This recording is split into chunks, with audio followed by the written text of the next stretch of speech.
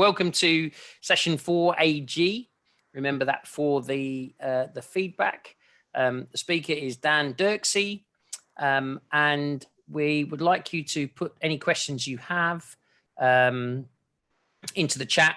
There's 3 logical breaks that Dan has for answering the questions, so that's how we'll cover them off. So don't worry if you've typed something and we haven't addressed it. The natural breaks in Dan's presentation, we'll get to them. Okay, Dan, I'm furiously, wow, man, you've knocked it out of the park for attendance. So I'm going to hand it over to you and keep admitting people.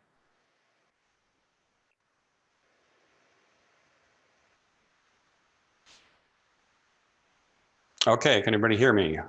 Raise your hand if you can. Thank you, Henry. All right, well, welcome.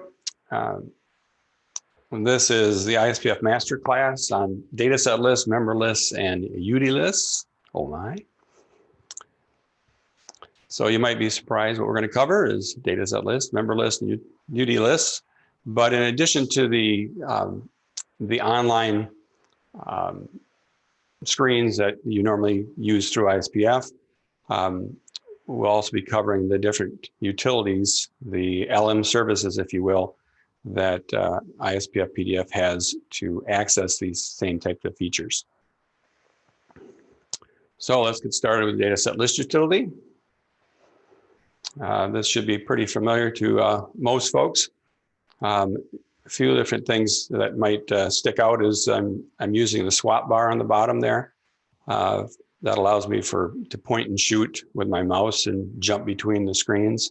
ISPF now supports 32 screens, so you could get kind of busy between going places. I'm only going to be covering, focusing on the list option, not the VTOC and the printing. So let's get going. So the dataset name level field, you can specify patterns when you use that. And a % sign is any character, a single splat is 0 or more characters, or a single qualifier. Or if you want to use, if you're not sure where the last qualifier is in your list of data sets, for example, you can use a double splat, and that will represent 0 or more qualifiers. The one example on the bottom there shows a relatively new addition in that you can specify relative GDG numbers now on the as a level, and that will come in more play later when we talk about the services. Okay, the options that are available, obviously we have the different views of ISP, the 3.4. You can use your left and right scrolling keys to round robin between those. In addition, there are a number of options now. I'd like to point out a couple of them. The third one there, include additional qualifiers. Initially, that would have been the default function. So you want to have a slash there if you want to include, if you want to prefix, if your level is a prefix basically, and you want to include anything else, and turn that off if you don't want that. You can now display the catalog name in addition to total tracks being used for all the data sets that are in the list. And the prefix DS name level, if you turn that on, it will use your TSO prefix automatically. And if you want to look at a data set that doesn't start with your prefix, you need to start with a quote. So this is the results of my my request. Brings up all 4 of my exec libraries in this case. And I can scroll left and right and get to the other views. This is the total view showing all the different attributes. Okay, there are a number of line commands that have been around for a long time. I'm not going to go through these in detail. I'm trying to point out things that you might not be familiar with.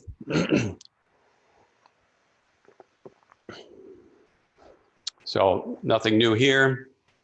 The slash can be used to pop up a list of commands.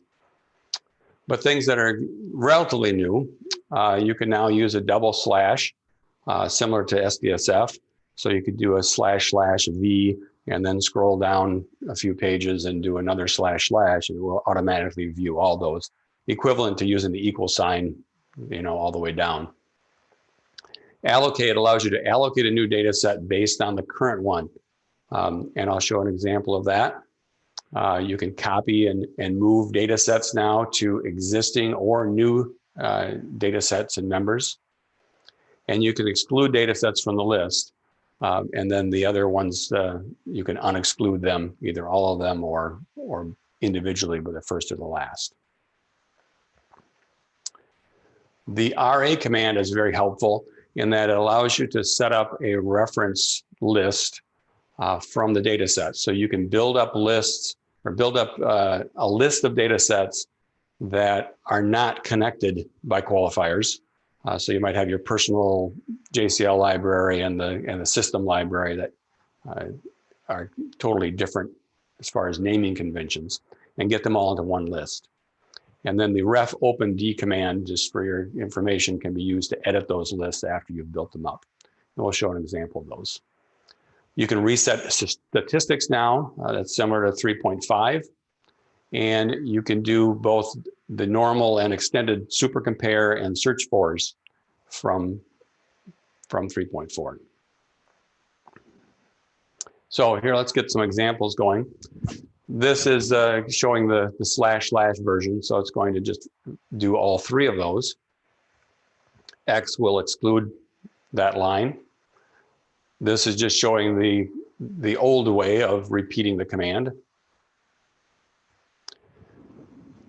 You may not be aware of, but you can use a / within your line command to represent the data set. So this is going to be equivalent to viewing.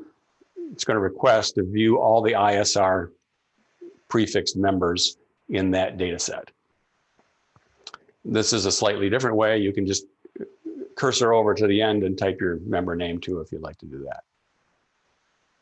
So this is the search for, and there are a couple different options. You can type the thing you're looking for right here. So if I want to look for XYZ, I can do that. Or I can just do SF, it will bring up the screen. But the E parameters, the E, B, and V, indicate that once you get your list, an S selection will use that command or that function. Here's allocate, and as I mentioned, it's new, but it's a little different.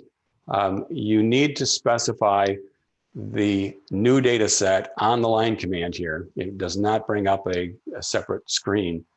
So this is, you overtype what you want the new data set to look like. In this case, .new I'm adding to the end. And because it's going to see that as a fully qualified data set name, I need to put the quotes around it. Alternatively, I could have just gotten rid of the dandy dot prefix and it would have then appended my user ID into that. Here's the extended super compare, and I'm passing the old data set name that I want to use for the compare.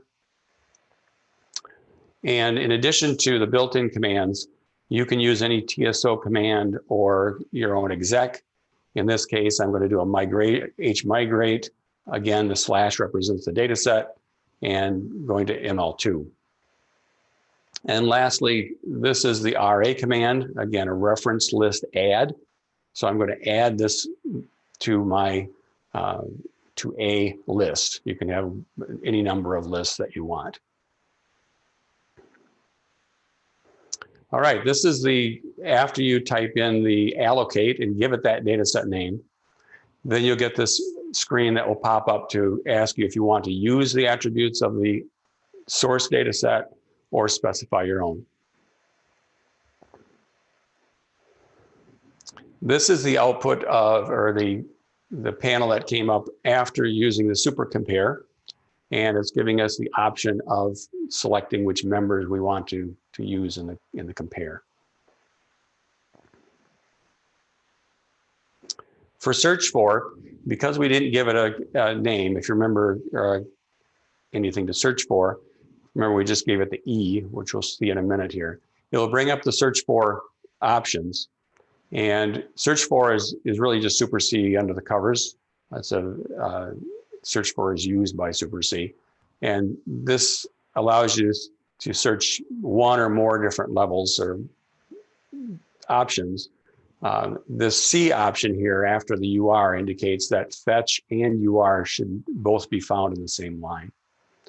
And there are a number of different options. The one I use in the lower right there, the filter list. By selecting that, instead of just indicating which members have been found, it will filter down the list to only those members. So that's very handy. And you can control other options with using, for example, any case and the other options there. So this is the search for results. And you see we use that E option, and now in the upper right-hand corner, we're in edit. So by default, an S will be used to edit versus browse or view. Finally, this is the RA. So it will bring up a screen that you can type the list name you want. And in this case, we're doing test. And it will just add it to that list that we have or create a new one. And again, the ref open D command, which is pretty well hidden in the help text, is available to manage those after the fact. Now, before there was search for, I had written a find command that works against sequential data sets. And what it does is I give it a parameter of what I want to find. It will go to each of those data sets looking for that search string. If it does not find it, it will just skip right over it. And if it does find it, it will then stop so I can analyze it. So in this case, we're looking for a particular error code. And notice it found it in the 9th generation. And then it spits out a message of where it found and where it did not find it. So I'll briefly go over the piece parts that make that up. And I'll show a number of examples. And I have those available in a package if you want to email me later. So the find uses both an exec and an edit macro. It will first call the view service with that macro, and that will bring up the data set. It will run the initial edit macro. And in this case, it's going to, if we jump down to the find mac, it will perform the find. It will check to see how many it found, and then communicate back to the exec using a vput of a shared message, a shared pool variable. And again, if it doesn't find the string, then it will do a cancel. So you never see the screen that edit screen pop up at all. And when we get back to the exec, we'll do a vget, and then we'll set a message using one of the variables that is available from 3.4. So this is the exec itself. All my examples are, let's say, quick and clean. There are additional checking you could do for return codes as we go, but I'm trying to squeeze things on the screen as much as possible. These lines will just pull out the find string and the data set name, separate those variables. And this is the one that's doing the work. It's going to view the data set and pass the macro and the find string to the exec or to the edit macro. It's going to get the results and then set a message appropriately. And then it's going to store this ZDL message in the shared pool. And that's what's used to show on 3.4 what the results were. The macro itself is going to start with a macro statement. We're going to just find the find string. And then we're going to use one of the 100 macro statements to get the find counts. And in this case, it's going to bring back the number it was found. And the little extra math there on the second line is because it's going to come back with a prefixed field of zeros. So this just gets it to be, gets rid of the leading zeros. We're going to vput. And again, if the find returned return code of 4, then we're going to cancel because we did not find that string.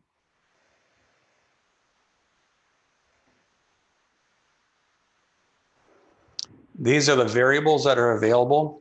So when you use a TSO command or your own exec, 3.4 will gather up all the statistics information, even if you haven't done that previously. And there are many variables now available. The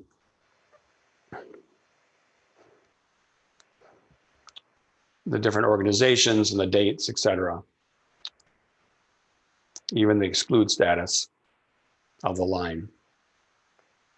Now, if you're using the total view, which was one of the options on 3.4, that's also keeping track of the total tracks in the data sets and the non-excluded data sets, as well as the number of data sets in each of those sets. And those variables are also available when you're using that mode. And finally, you can return information back to 3.4, communicating back. We already showed the second option there, the message to appear in the list, but you can also specify a new data set name to appear. That's used internally by the rename command, so that when you do a rename, it will change the list so that you can then continue to use that data set. It doesn't have much value to use or go after the old data set name that doesn't exist anymore. And finally, the ZDL reference or refresh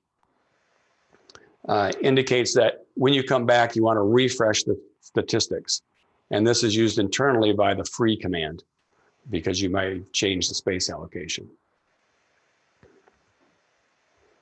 All right, there have been a number of primary commands that have been around. One that I use quite a bit is the save command, which allows you to save the list and its statistics to a data set or the list data set. By default, it will put it in the list data set, and then you'd use the list primary command to do whatever you want with that. But if you give it a parameter of XXX, for example, it will create a data set of userid.xxx.datasets, and that will contain that information. These are ones that are relatively newer. The DSL set will display the settings panel, and it gives you some different options to control how you want 3.4 to act.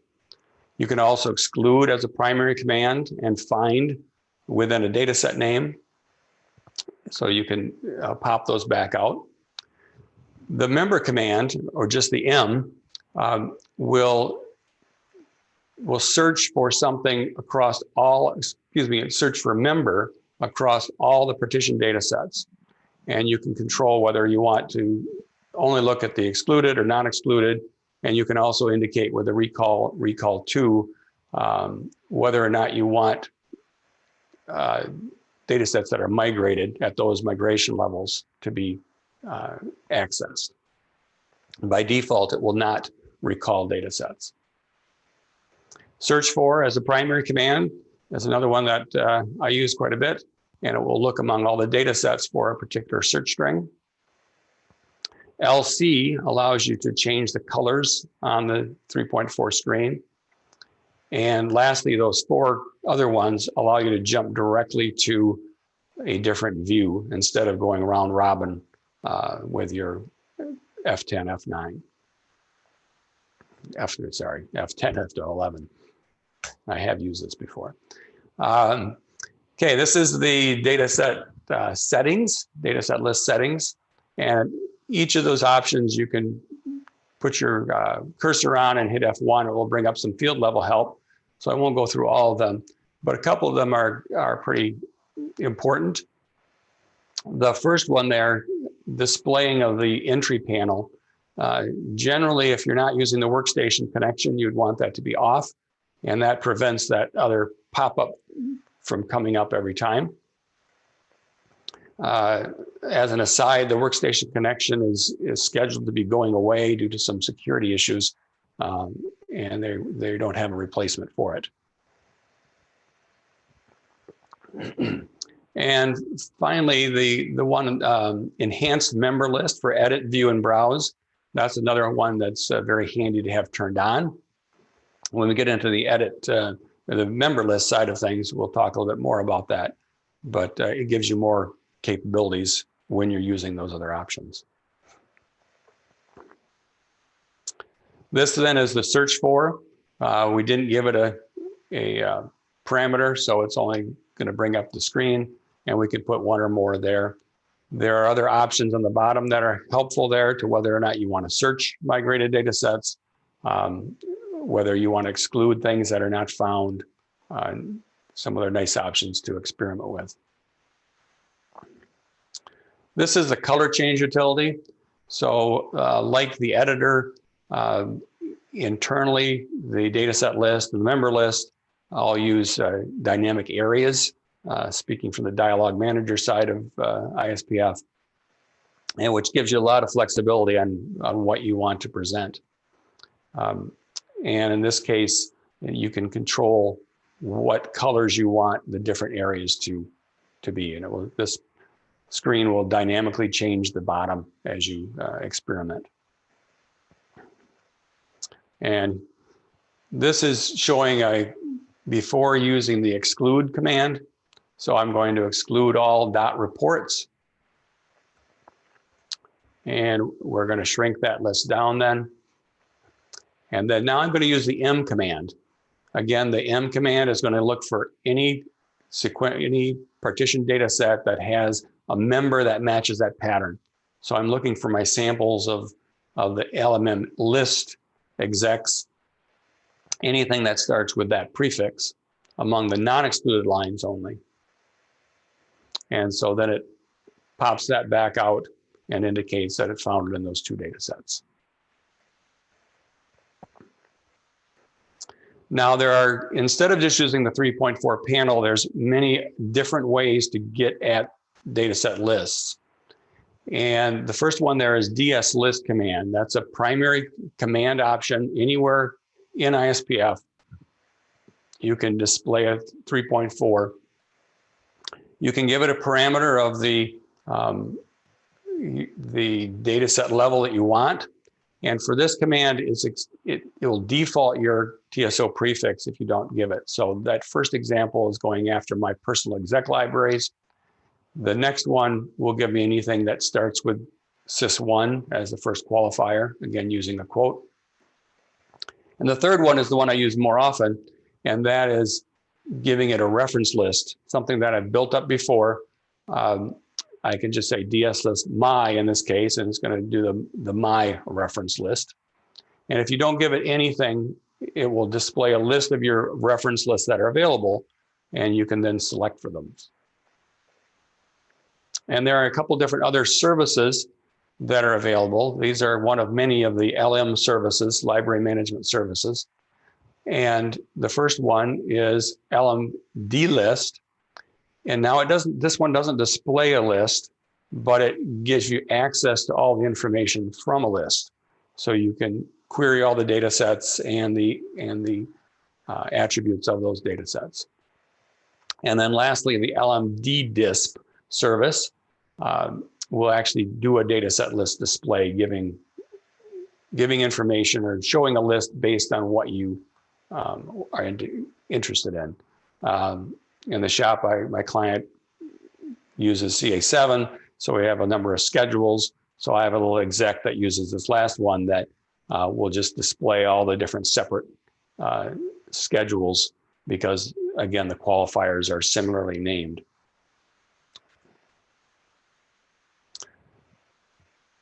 So this was the result of the my DSList my. And you notice on top there, it says it's matching in list my. It's not giving any qualifiers. So I had previously used RA or the ref open D command to build up this list. And again, in this case, it has, starting with my first qualifier, but these could be any types of data sets, any naming conventions. Okay, let's go over the LMDList service. Again, this creates a list so you can get access to them from your exec. You can ask for statistics or not. There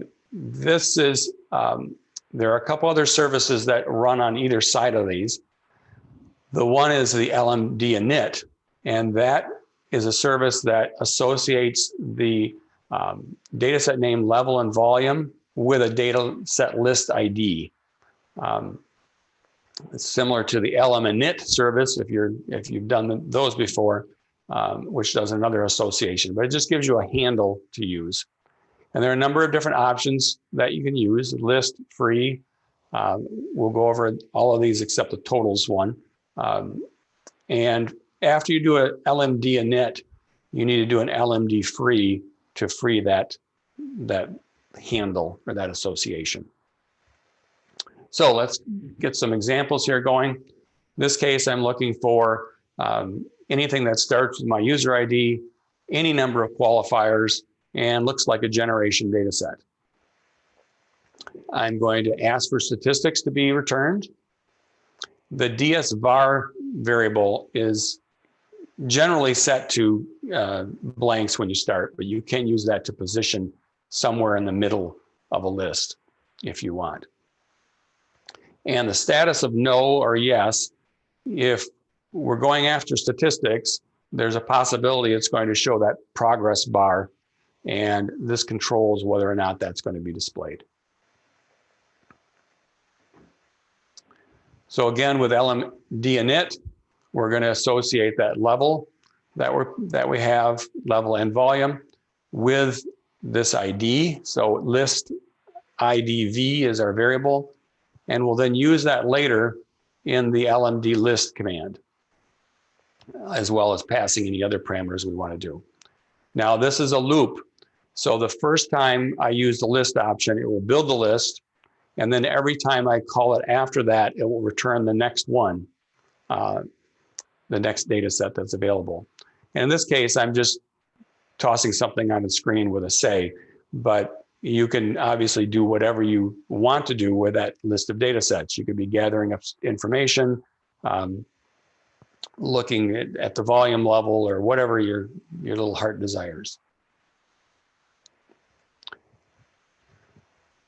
Again, when we have this, we're going to free the list. This frees the storage of the list itself, and then the defree will free up that association of that ID. And here's the results of that. Again, just saying it to the screen of what information it brought back. Okay, this is an example showing the use of the relatively new relative GDG. And this is a much more straightforward approach than some other techniques, such as doing list cats and doing capturing the output and then reading that back in, trying to track down what you need. I'll jump over the other areas here, just going right to the LMD list. And in this case, because we're only going to be bringing back a single data set, there's no need to do the until loop there.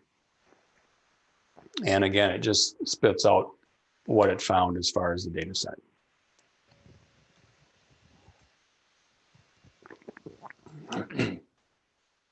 This next one shows using the save option.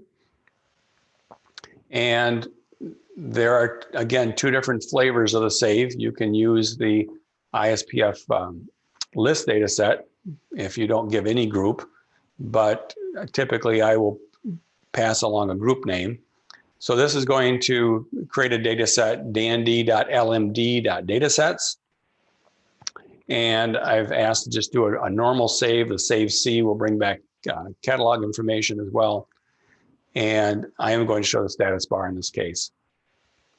And jumping to the guts of things here, we're just going to pass that option, the save type. We're passing a group so that we get the separate data set, not the list data set. And then we'll jump to the end here. And again, we will display that data set then if we've added a group, if we've used the group option. Again, if it went to the list data set, you'll have to use the list command, primary command, to access that. So here's the results of the save command. and I could scroll right and left here to go to the other information. But what I do very commonly is I have a DSL to command exec, or macro in this case. And I can pass anything like 3.4. I can give it a 3.4 line command like parameter. And in this case, it's going to change all the data sets into migrate statements to go to migration level 2. But again, you can give it whatever parameter you want, and it will do the substitution for the data set name.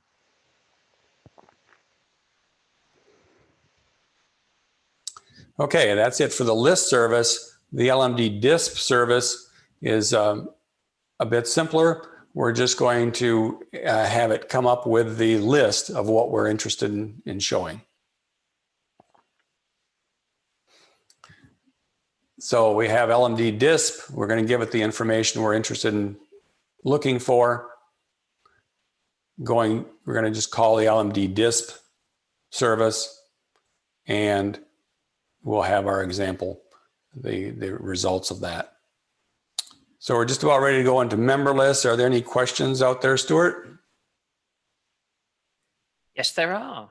From a while ago, when you had an exec up, there was a question: is it possible to add a custom message on the 3.4 list after running your own commands? Would that be the ZDL MSG message? Yes, that's how you can communicate. You can put whatever message you want into the message area of the 3.4. Okay, and then one was, oh, and you got a cool response to that answer. And then from Sean, when you were showing about the DS list options, Sean's added that he likes the DS list ref list command as well. Okay, very good. All right, let's go on to member lists. Okay, like 3.4, actually back in the day in version 2.3 of ISPF PDF, not ZOS, we redid the dataset list and the member list, both as dynamic areas. And so a lot of the features were kept common at that point. There are patterns that are available in members. Again, % for a single character and a splat for 0 or more characters. So you can look for the different examples down below there. And there are two different flavors of member lists. There's the basic one that you get from option 1 and 2 that give you just a selection. You just use an S, and at that point, it will just bring up that one function. The other is the enhanced that's used by 3.1 that gives you lots of different options to work with. You can have a 1 or 9 character command area, so you can put your own user written commands as well. And I'll show you that last bullet point allows a default sort order other than member name. There's a command that you can use on the enhanced member list only to control that. So here's our basic member list, and we can scroll left and right to get to the other fields. And likewise for a load library, there's additional information that you can get left and right.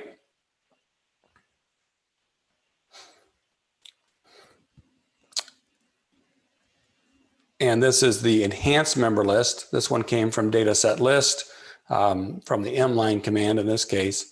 But you can see you have a longer prefix area, and the prompt field is actually an open field that you can use for adding a parameter for your execs, if you will. Number of different line commands, again, that have been around for a long time. I won't go over those. There are some newer ones. You can copy and move members. You can reset member statistics, similar to 3.5. I will give you some additional member statistic information. You can submit a member using the J command, and the T command can be used to bring up a panel for entering TSO commands. It gives you a little bit more real estate to work with instead of just the small prompt field. And again, you can repeat the previous command. There is no / command for member lists.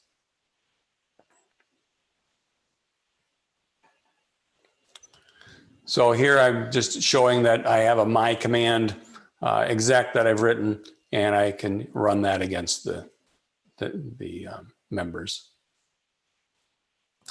Now, when member list first came out, enhanced member list, by default, if you type S as a line command, it will try to run an exec called S. So I pretty quickly created an exec called S that would then just call view instead of giving an error message that it couldn't find the S exec. Primary commands that have been around. Again, we have a save for members. So it will go, instead of to a .datasets, it will go to a .members, but it works similarly. Now there's a select primary command that can be used. In addition to just saying select this member, you can use patterns to select multiple members and then give it a different line command. So those two examples there, I could submit a group of members all in one shot, or the one on the bottom there, I typically use from 3.1, and that I will select a bunch of members that I want deleted that all have a similar prefix or similar suffix, whatever the case may be. Member lists allow you to sort on 1 or 2 column names. So, and I'll show you later with point and shoot, you can actually just use your mouse to sort. Now, these are some relatively newer ones. The filter allows you to filter down the list of members, so you can just work with a smaller set of members that match certain attributes. The find command can be used in addition to going after member names. You can also specify a different column, like a date, and look within that column. Search for, I'm constantly using this, to search among the members. And again, similar to the other search for, if you give it a parameter, it will do it right there, but if you don't, it will give you the member. Member list color is similar to the LC command for 3.4, and MLS, I'll show you an example of that. So this is the filter. If you only type filter, you'll get this screen that pops up that allows you to select a field and an operation and a value. In this case, we're looking for sizes greater than 50, and that list has now been filtered down to just those sizes. You can also use it as a primary command and give it the ID and the logic up there. In this case, I'm going to filter out my user ID, and I'm only left with Mr. Kellerman's here in this case. Okay, the find command can be used. The second one I'd like to point out, that allows you to give it a different column name, second and third, and look among those columns. This is the member list color change. Again, very similar to the LC. Lets you change things around as you like. And this is the MLS. And this is, again, only for enhanced member lists, but I'm constantly typing sort change. And this by default will automatically sort my member lists, again, enhanced member lists only, by change size descending. You can also use it for load libraries. You can give it a separate sort for those. And here are the MLS results. Okay, on to the services. Similar to 3.4, we have an LMM DISP and an LMM list service, and also a mem list service. Let me cover those quickly. So LMM list works almost identically to the 3.4 version, the DLIST. In this case, you do an LM init and an LM open because you're opening the data set. And it also has a save option as well. And the sisters to LM init open is the close and the free services. So here's an example. I'm going to bring up all my members that have an A in them somewhere from my JCL Live with statistics. And again, I want the first one returned. I'm going to do an LM_init, and that's going to associate that handle with this data set. But in addition to a single data set, I can also use LM_init to associate a data ID to an ISPF library structure, the library group type that you see on the option 2 panel. Or you can associate it with a DD name. So if you've allocated up to 16 data sets to a particular DD name, you can associate this and have it bring up the list for those concatenations of data sets. LM_open, and I'm going to do a quick scroll here. And this, again, it should be familiar, similar to the LM_DLIST. We're just going to loop on this service. It'll be the first time it builds the list, second time, and additional times it will bring back the next member and the statistics. And again, I'm just doing a say again. And then we're going to do a free of the member list. That's free is the storage of the member list. I'm going to then do an LM_close and an LM_free of the data ID. And lastly, this is the results of that. This is the save version of that. In this case, I want to build up a list of members from my copy of ParmLib. It's going to be bringing back statistics. And in this case, I chose the long form, which is a little different. We're going to do an LM_init and open. And again, the service is only going to be run once. We don't have to loop. And we're going to do the other closing of things. And if we use a group, we're going to have it come back and display that list. And this is that member list in this case. And again, I can scroll left and right. And the save list is the long list is the reason I have a duplicate set of members. And I have 4-character dates for things. And this is scrolling left and right there. And like the other macro that I wrote for dataset lists, this is a simpler one in that you run this on your members and it will create IEB copy select statements.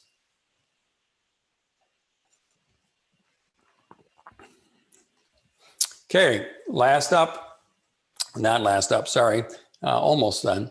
I will not be covering the LMM_DISP service. This could probably be a session in itself.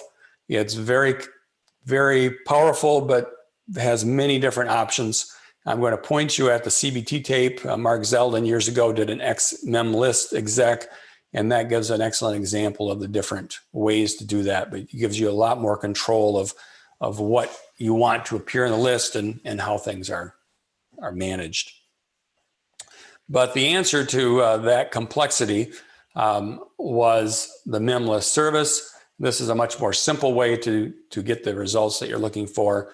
You can select either the 1 or 9 character, again, the enhanced version or otherwise. Excuse me, it always does enhanced, whether or not it's the 1 or 9. And it does give you the option of telling what command you want to run with the S-line command. So you won't need my exec anymore. So here's the mem list. Again, we've given the different options. I'm defaulting E to be the line command for S. And it's just a single line to bring up that member list. And again, here's the results of that. Any questions on member lists? No, Dan, there have been no questions in the chat, but I would just remind you there's 15 minutes for your... All right. Very good. I think we're on schedule. So let's move along to UDLIST. Okay, so this is option 317. It was recently redone. Now I have to admit I don't use this extensively, but the folks that I know from the lab, this is a big improvement. So in this case, instead of a data set name level, we're giving a path name. And there's some different options here. And we'll go over those quickly. There are a number of different options you can do from pull downs. Again, you can just click with your mouse. Those are all point and shoot fields. And I won't go into those options, but you should peruse those if you're a user of this.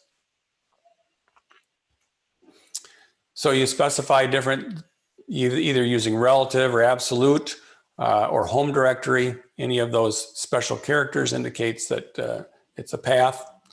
There are different sets of wildcards. In this case, these are following the regular expressions of Unix, which gives you a lot more capability, but again, with more capability, that can be more complicated.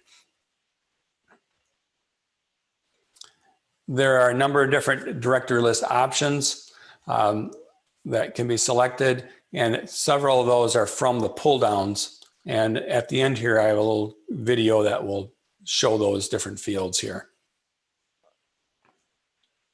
So this is the list itself. You can control the order of the fields by one of the options, but by default, this is the list that it's going to show up. Now I'm using just an 80 character wide screen, so scrolling left and right, I have to scroll quite a ways to get to all the different ones. And again, the options pull down allows you to look at these other directory list options, as well as doing some other functions there. Okay, line commands for the directory list. I won't be going through all those. I'll point out a couple there. You notice you can now edit an ASCII file or UTF-8 file. That's also available from option 2 now. The edit screen has options to do that. And again, there are many different commands. You notice on the bottom, we have an RA, which allows you to set up reference lists for UDLIST. And we can do a slash for a pop-up. We also have the block command, or we can do the equal. Okay, the primary commands, again, they've tried to keep things consistent as much as possible. Many you'll recognize from other things. You can filter the list, you can find, you can locate, etc. And you can save the list. In this case, it's going to go to a data set with DLIST as the third qualifier. You can do search fors and sorts, and you can toggle your super user mode with an SU primary command. Now, like 3.4 and member lists, there are other ways to get to UDLISTs.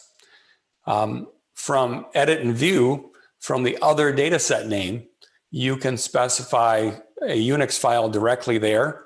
If it's a full Unix file that can be edited or viewed, it will then just bring that up.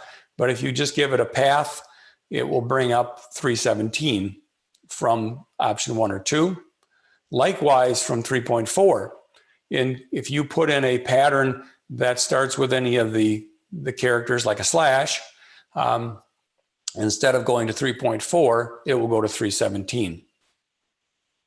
Then we also have the DSLIST counterpart, UDLIST, and it works similarly. Okay, you can give it a reference list and bring that separate list back up. And finally, DLIST is the service that's similar to memlist. So there's not a comparable service to the DLIST and the MLIST services that lets you just bring back information, but there's other ways to do that for Unix. So DLIST, we're going to display a directory list. This is the most flexible service as far as how you can limit what you want to see on the screen and how you want to handle line commands. You can specify an alternate line command processor, and you can override either built-in commands, or you can handle brand new commands from there. And I'll show you an example of those. So here's the dir list. We're going to bring up this path.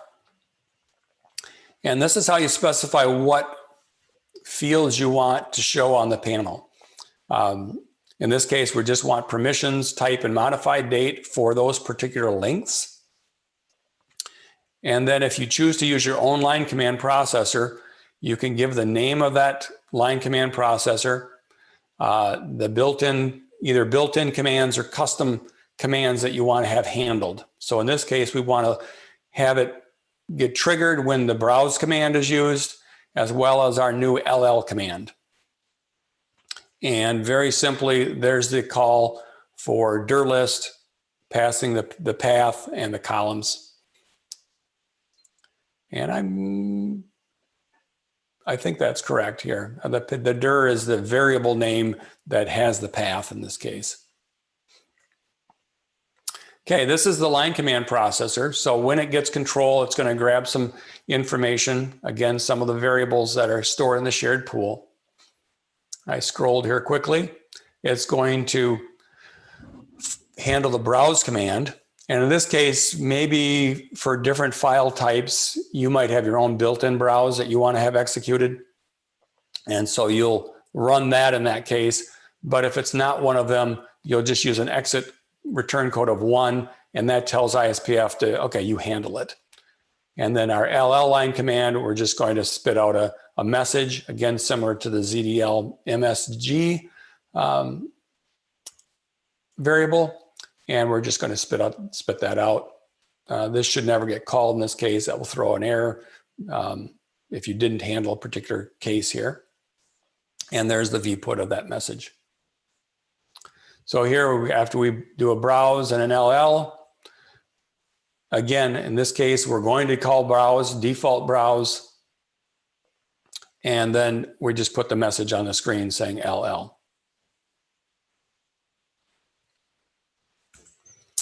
Okay, there are a number of variables available. Again, like 3.4, brings these different variables into the shared pool for your exec to access,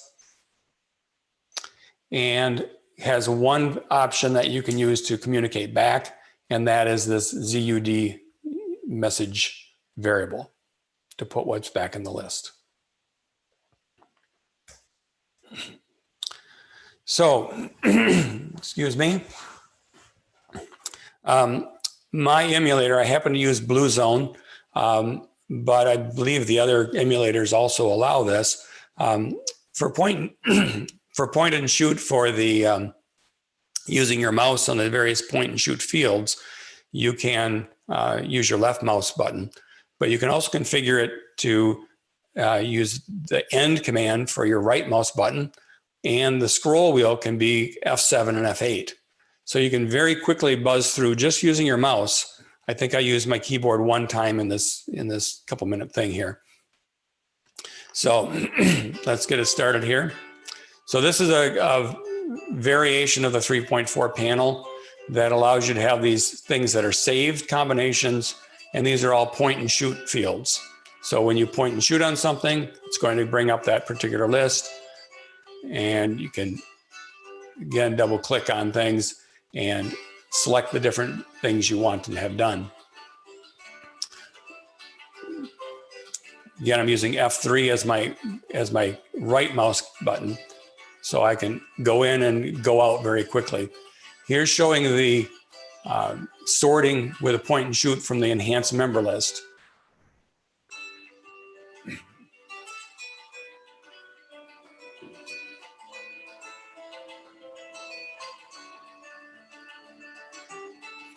And again, we go one more here, bounce to a different one.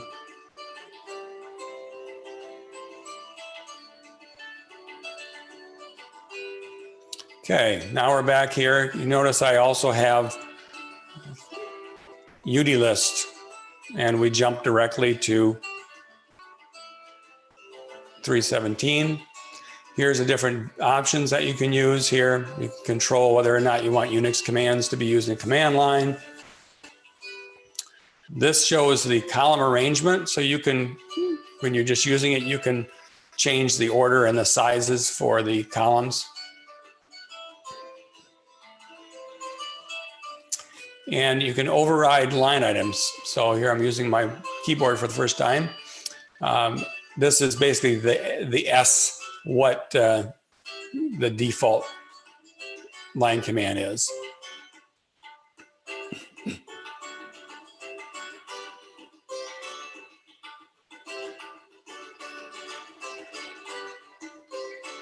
Go to a different path quickly, look a little bit at the HTML.